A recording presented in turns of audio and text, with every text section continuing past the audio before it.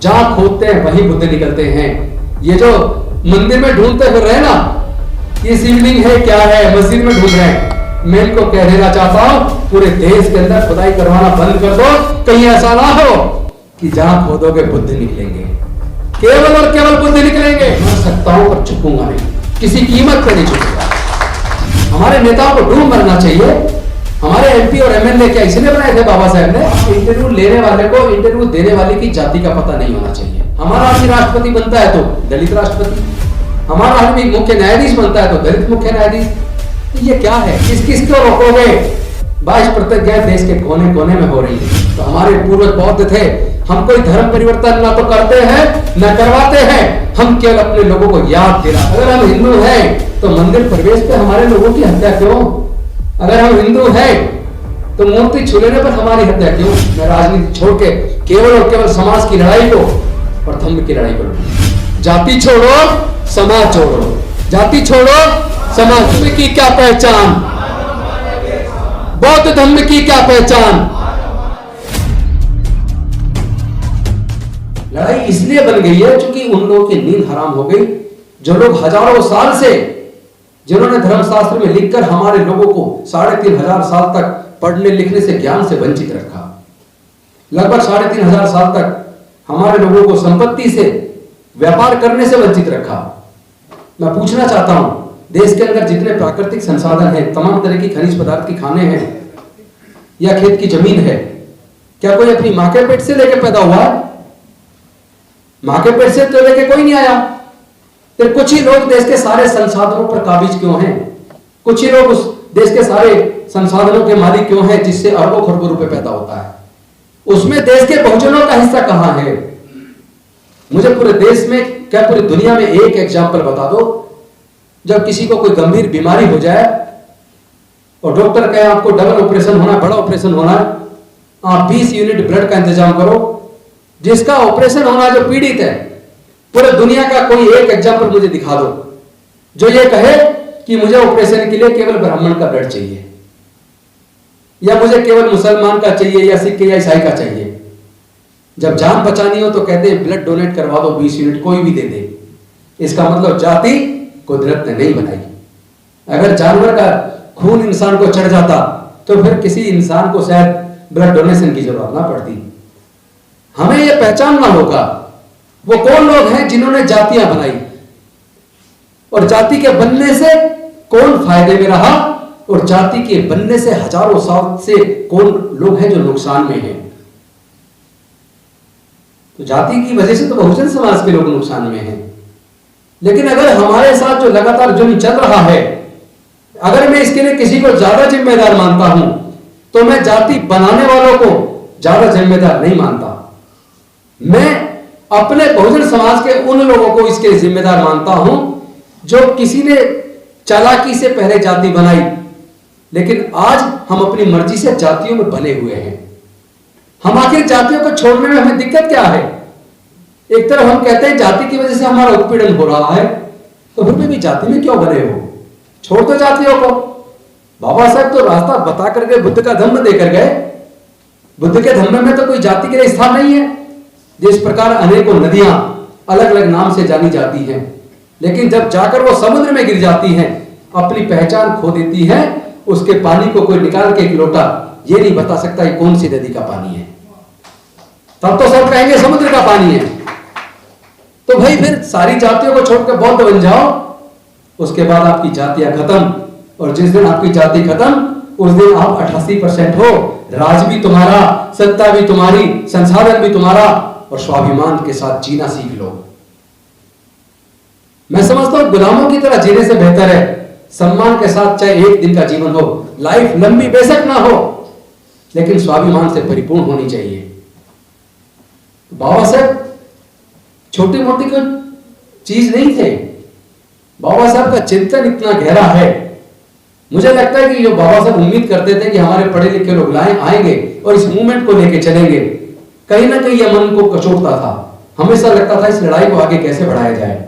जिसको देखो समाज से शुरुआत करता है और एमपी एमएलए मंत्री बनके खत्म हो जाता है, लड़ाई छूट जाती है। जिन लोगों के हाथ में बहुमत से सत्ता दी, वहां भी लड़ाई छूट गई। अगर केवल मुख्यमंत्री, प्रधानमंत्री, राष्ट्रपति बनने से समाधान हो जाता तो हमारे 2 राष्ट्रपति बन चुके, तीसरे बने हुए, फिर तो समाधान हो जाना चाहिए समस्या का। समाधान नहीं है। हमें तो अपना हक लड़ के लेना होगा। वैसे भी हक कोई मांगने से देता नहीं है, हक तो छीनना होगा। हम लोगों ने, मैंने एक वो लगाई थी आरटीआई, क्योंकि मेरे पास ऐसे बहुत सारे आंकड़े हैं, बहुत सारे साथी लोग देते हैं, जिसमें सिविल सर्विसेज का इंटरव्यू जब होता है तो एससी एसटी का इंटरव्यू अलग होता है और जनरल का इंटरव्यू अलग होता है। इंटरव्यू लेने के वाले के पास इंटरव्यू देने वाले की कास्ट का भी पता होता है और उसके कितने नंबर रिटर्न में है वो भी होता है। तो हमारे आदमी जो लोग टॉपर्स में होते हैं, जिनका जर्नल में नंबर आने वाला होता है, वो लोग इंटरव्यू में जानबूझकर पक्षपात करते हैं, उनको कम नंबर देते हैं ताकि वो जनरल सीट पे ना आ पाए।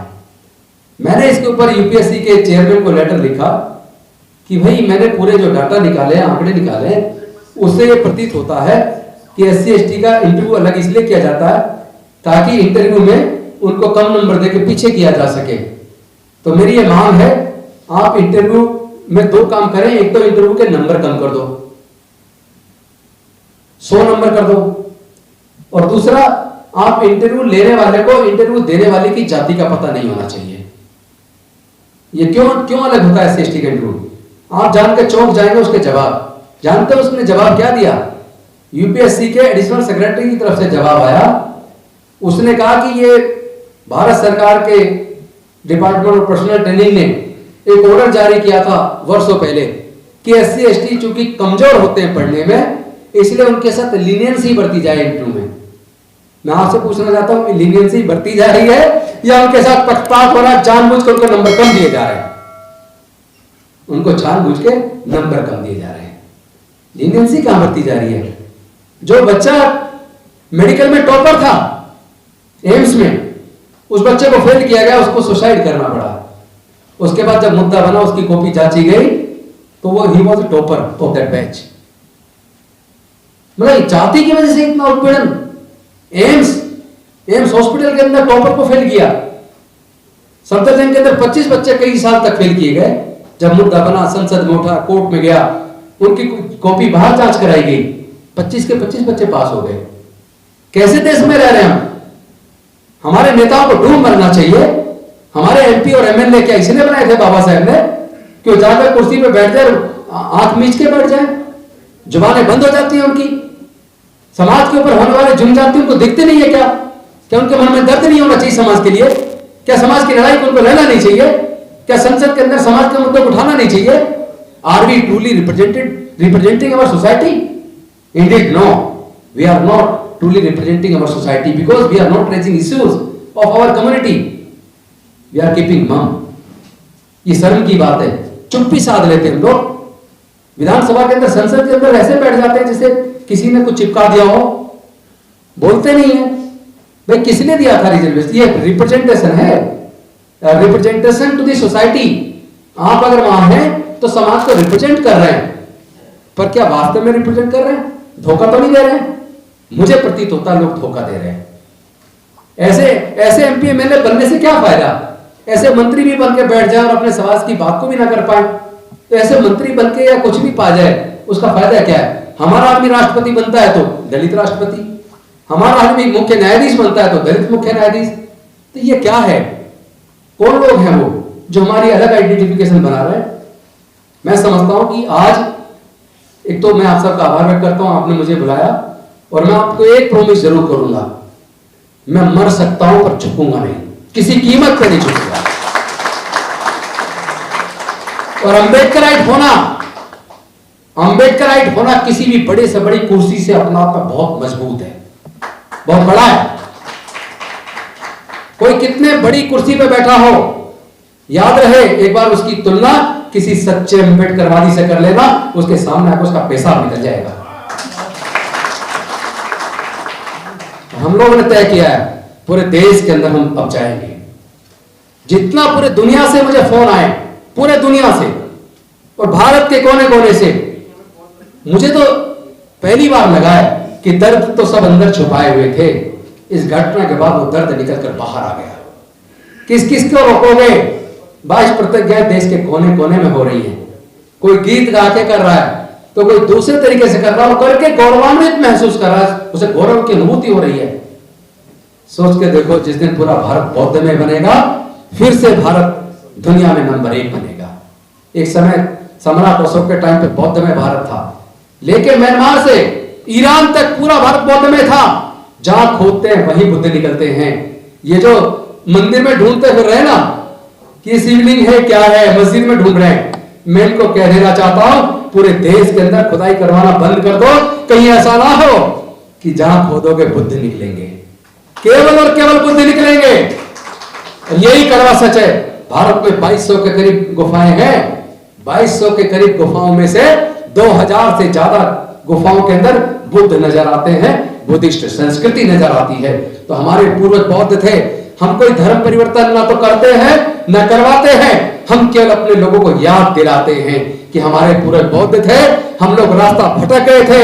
अब चलो वापस अपने बुजुर्गों की सांस्कृतिक विरासत में, बुद्ध के धम्म में घर वापसी करें। हम तो वापसी कर रहे हैं, अपने बुजुर्गों की सांस्कृतिक विरासत में वापस आ रहे हैं।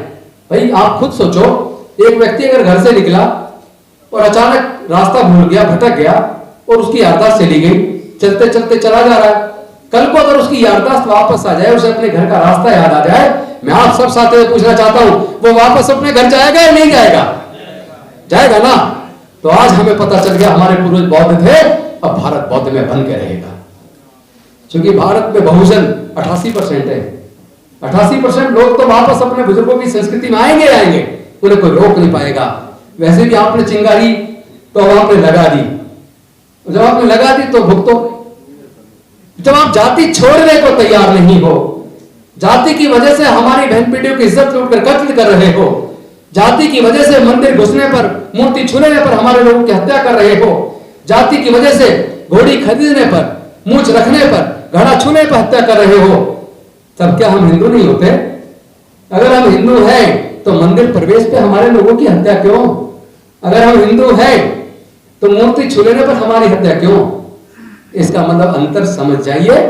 मेरे समाज के लोग तो अंतर समझने लगे हैं। तुम अधार्मिक हो, तुम अन्यायी हो, तुम अत्याचारी हो, तुम्हारा कोई धर्म नहीं है, तुम अधर्मी हो। हम धर्म को मानने वाले हैं, हम बुद्ध के धम्म को मानते हैं। और धम्म में और धर्म में एक अंतर बता के मैं अपनी बात को खत्म करूंगा। धर्म चलता है धर्मशास्त्र से और धम्म चलता है प्रज्ञा से, वैज्ञानिक दृष्टिकोण से। हम अंधविश्वासी नहीं है, हम पाखंडी नहीं है। हम ना तो हम किसी जादू टोने में भरोसा करते हैं और ना ही किसी अंधविश्वास और पाखंडवाद में भरोसा करते हैं। हम तो यथार्थ में भरोसा करते हैं।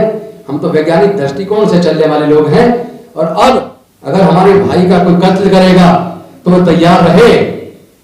हमारे समाज के लोग और ज्यादा बर्दाश्त करने की नीयत में नहीं है। हम अपने समाज के हक अधिकार की लड़ाई को बेहद मजबूती के साथ लड़ेंगे। और हर मुद्दे पे हमारे हजारों वकील, हमारे समाज के अलग अलग पेशे से जुड़े लोग पूरे देश के अंदर तैयार हो गए। मेरी पूरे देश में बात चल रही है। अब इस न्याय की लड़ाई को अंजाम तक पहुंचाएंगे।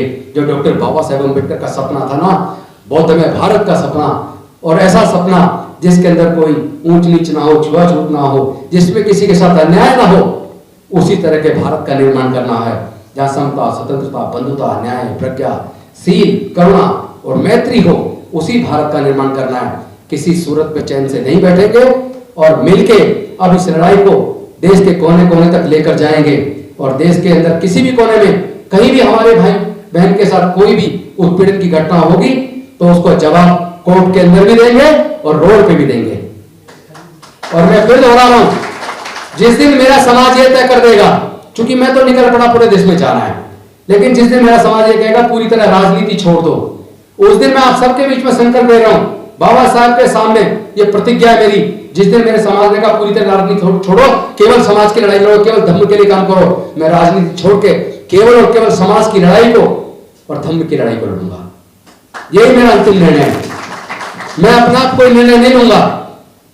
मेरा निर्णय मेरे समाज ने, जिसने मुझे इतना ताकतवर बनाया, जो रात दिन मेरे साथ कंधे से कंधा मिलाकर खड़ा है, यहां तक कि जो मेरे किसी मुद्दे पर थोड़े बहुत अगर वैचारिक मतभेद भी था, वो लोग भी सारे पूरे देश के कोने कोने से साथ खड़े हो गए। क्योंकि वैचारिक मतभेद तो होना चाहिए, मनभेद नहीं होना चाहिए। सारे के सारे लोगों को विचार नहीं मिल सकते, पांचों उंगली बराबर नहीं होती, हर आदमी की अपनी सोच होती है, लेकिन अल्टीमेटली हमें समाज की इस लड़ाई को लड़के जीत हासिल करनी है। और आज आपको शेयर करते मुझे एक और खुशी हो रही है और अभिमान भी हो रहा है, इस बात का गर्व भी हो रहा है कि वो सत्य प्रकाश मेरा छोटा भाई, जब हम बच्चों को फ्री पढ़ाते थे कभी उसको भी हमने फ्री पढ़ाया। आज वो समाज की लड़ाई में अग्रणी होकर तैयार है, लड़ता है, हर जगह जाके लड़ता है। तो इसका मतलब हम जो जिन बच्चों को हमने फ्री पढ़ाया उन्हीं बच्चों में से कट्टर अम्बेडकरवादी सिपाही तैयार हो गए, पूरे देश की लड़ाई लड़ने के लिए तैयार हैं। इस बात का मुझे गौरव है सत्य प्रकाश, मुझे तुम पे गर्व है। इस लड़ाई में कभी कमजोर मत पड़ना, तुमसे पहले ढाल की तरह राजेंद्र गौतम सीना अड़ा के आगे खड़ा मिलेगा। इस लड़ाई को टूटने नहीं देंगे, कमजोर नहीं होने देंगे। मंडल जी इस लड़ाई को हम जीतेंगे, हम लड़ेंगे, हम जीतेंगे। अब एक नारे के साथ, निवेदन के साथ, क्योंकि उसी में सारा सार है, जाति छोड़ो समाज जोड़ो, जाति छोड़ो समाज जोड़ो, जाति छोड़ो। बौद्ध धर्म की क्या पहचान, बौद्ध धर्म की क्या पहचान, बौद्ध धर्म की क्या पहचान। जय जय जय जय जय भीम, जय जय जय जय जय भीम, जय जय जय जय जय भीम। बहुत बहुत धन्यवाद। नमो बुद्धाय, जय भीम।